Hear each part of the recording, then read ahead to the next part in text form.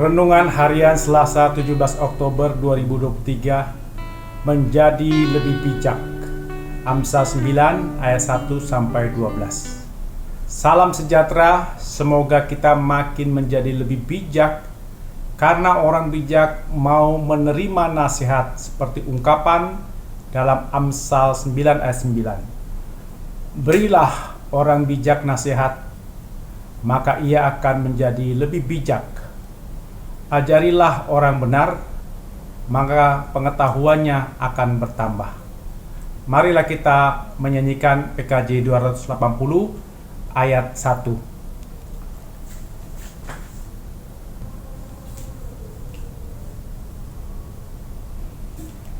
Takut akan Tuhan, yaitu permulaan pengetahuan.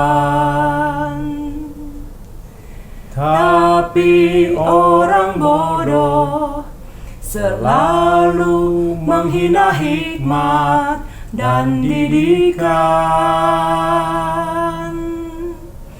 Baiklah orang bijak belajar dan menambah ilmu yang arif,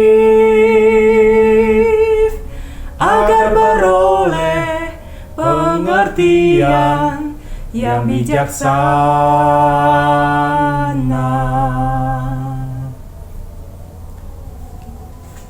Menjadi lebih bijak berarti belajar menghadapi situasi yang tidak baik, susah, sedih, gagal, dihina, dan lain-lain. Orang bijak akan belajar dari pengalaman sendiri dan orang lain dalam menghadapi masalah atau tantangan. Belajar dan menambah ilmu yang arif agar mendapat pengertian yang bijaksana dalam menghadapi situasi yang menyulitkan dan dapat mengambil keputusan, langkah-langkah yang bijak, dapat dimengerti dan baik hasilnya. Orang bijak bukanlah yang ber-IQ tinggi. Ada seorang teman di SMA mengatakan IQ-nya tinggi, tapi ia banyak baca komik, mata pelajaran tidak diikuti dengan serius. Begitu ujian mendapat nilai jelek. Ia tidak bijak dalam menggunakan waktu, pilihan atau langkah yang harus dilakukan dalam belajar dan bekerja.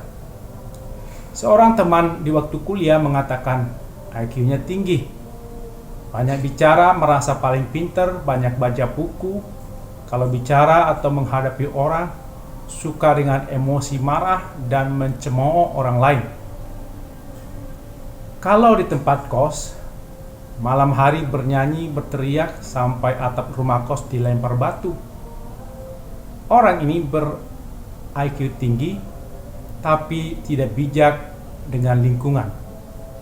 Amsal 9 mendorong kita menjadi bijak dalam arti arif, berakal budi, tajam pikiran, pandai dan cermat serta teliti ketika menghadapi situasi diri sendiri dan sekitarnya. Menggunakan akal budi berarti mempelajari pengalaman-pengalaman diri dan orang lain pada masa lalu, pengetahuan yang ada untuk menghadapi masalah dan tantangan. Membaca itu penting. Belajar dari pengalaman diri dan orang lain juga penting untuk membuat kita lebih bijak. Kalau ada acara keluarga, sering ada nasihat diberikan dari beberapa orang. Nasihat itu berdasarkan pengalaman hidup orang tersebut. Misal acara orang yang baru baptis, acara nikah, dan lain-lain. Selalu ada nasihat yang berguna. Orang yang bijak akan menyerap nasihat pengalaman hidup orang dengan teliti, cermat, hati-hati sesuai kebutuhan hidup diri sendiri, sesuai kondisi, situasi, dan pekerjaan masing-masing.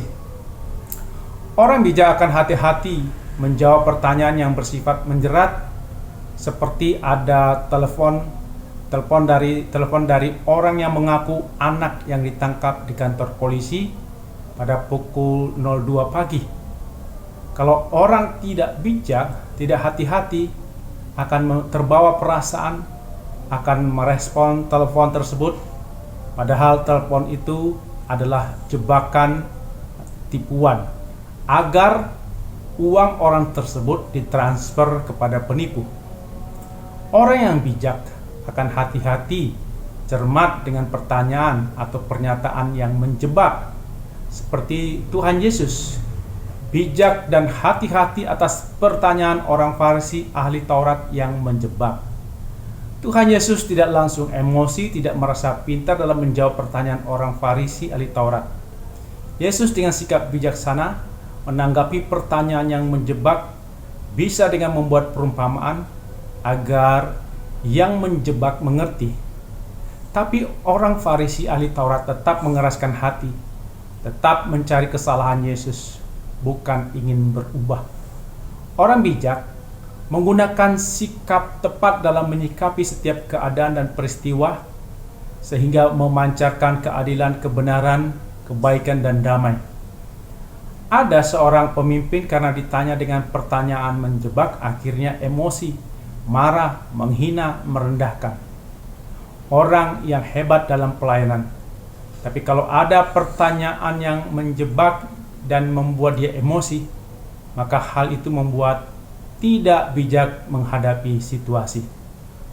Orang-orang bijak diharapkan menghasilkan kebijakan, membuat rangkaian konsep dan azas yang menjadi garis besar dan dasar rencana dalam pelaksanaan suatu pekerjaan, kepemimpinan, dan cara bertindak, menyusun visi misi, tujuan, prinsip, atau maksud sebagai garis pedoman dalam usaha mencapai sasaran di dalam keluarga, gereja, pemerintah.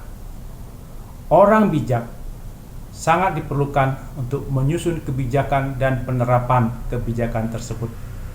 Dalam pengadilan, mahkamah, kita mengharapkan hakim membuat keputusan yang bijak, tidak memihak kepada kepentingan keluarga, kelompok tertentu, kekuasaan dan kekayaan untuk diri sendiri atau kelompok, tapi keputusan yang berguna bagi banyak orang, berguna untuk keadilan, kedamaian, kebenaran. Orang bijak makin tambah bijak kalau menerima nasihat, menerima kritik, masukan. Orang yang tidak mau terima nasihat, kritik adalah orang bebal, orang yang tidak mau bertambah bijak. Orang bijak bukan karena hebat sendiri, karena ia terbuka untuk menerima masukan, nasihat dari orang lain berdasarkan pengalaman mereka. Kritik dari orang bijak disertai uraian pertimbangan baik buruk terhadap suatu hasil pendapat, menunjukkan kekuatan dan kelemahan, kelebihan dan kekurangan hasil suatu karya, pendapat, kinerja. Kritik dari orang yang bijak melalui analisa dan evaluasi terhadap sesuatu dengan tujuan untuk meningkatkan pemahaman, memperluas apresiasi, atau membantu memperbaiki pekerjaan. Orang yang mengkritik dengan bijak adalah orang yang memberikan pendapat dengan alasan yang baik, dengan analisis, dengan pertimbangan, dengan pengamatan dan data, dan bukan menghina. Orang yang bijak menerima kritik dari orang yang bijak, maka akan menambah dirinya bijak. Kalau kritik diberikan kepada pencemooh, orang bebal, maka dia tidak akan menerima nasihat atau kritik.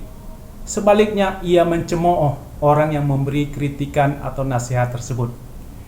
Misal, orang memberi nasihat kritik dibalas dengan ucapan, "Sok hebat lu, sok pintar lu." Orang yang mau menjadi lebih bijak akan menerima dan mempelajari, mencermati dengan teliti, hati-hati nasihat yang berguna untuk membangun. Yang berguna untuk membangun akan diterima. Kalau tidak membangun, tidak diterima. Orang yang bijak adalah orang yang takut akan Tuhan, rendah hati, mau belajar tentang Tuhan yang Maha Kudus, Maha Kuasa, belajar sifat Tuhan. Pencemooh, bebal hati adalah orang yang menghina hikmat dan didikan. Orang yang tidak takut Tuhan, tidak rendah hati, sombong, tidak mau menerima nasihat ajaran Tuhan. Orang bodoh yang takut Tuhan, rendah hati, mau menerima ajaran dan nasihat Tuhan, maka ia akan bertambah bijak dalam hidupnya. Kiranya kita makin menjadi lebih bijak dalam hidup kita. Amin. Mari kita berdoa. Ya Tuhan, jadikan kami makin bijak, mau menerima nasihat, mau menerima ajaran yang benar dan pengetahuan tentang Allah dan kehendak Allah.